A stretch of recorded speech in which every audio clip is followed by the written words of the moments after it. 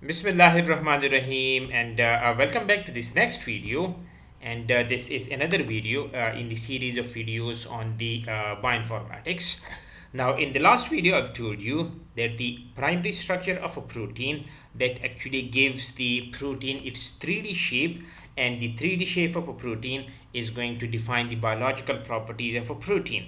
As I've told you that the final 3D shape of a protein that actually come from the protein molecule, and this particular 3D shape is dictated uniquely by the sequence of the amino acids. For example, the hydrophobic amino acid, they will be present in the interior of the protein because they hate water, while the hydrophilic amino acids like the aspartic acid, they are going to be on the surface of the protein interacting with the surrounding water.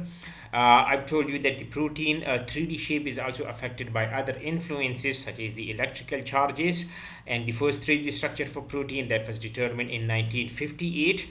And what they say is that the protein with similar sequences, they would fold into similar shapes, and conversely the similar structure, they would be encoded by similar sequences of the amino acids.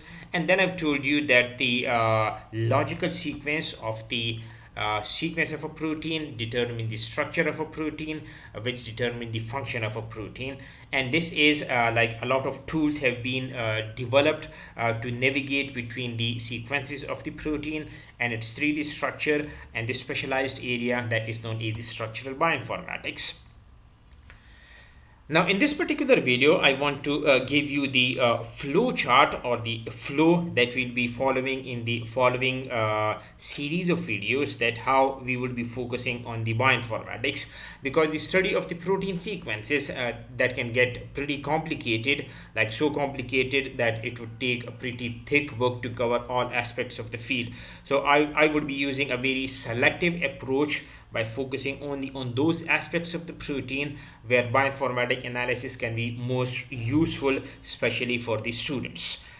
For example, I'll be focusing on how you can retrieve the protein sequences from the different protein databases, like the protein database, like how you can compute the amino acid composition, the molecular weight, the isoelectric point, and other parameters for a given protein. How you can compute that the how hydrophobic or hydrophilic a protein can be, how you can predict the antigenic sites in that particular protein, and how you can actually identify or locate the membrane spanning segment of that particular protein, especially when you talk about the transmembrane proteins.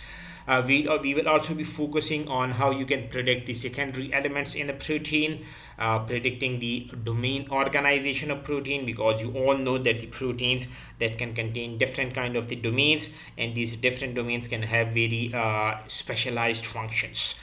We will also be focusing on how you can visualize the 3D structure of a protein, how you can predict the protein 3D structure from its primary sequence, from its amino acid sequence, and finding all the protein that share a similar sequence.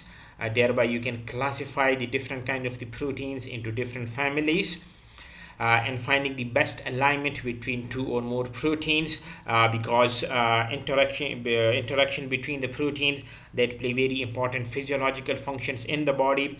For example, if you talk about the cell signaling, so protein interaction can be very important.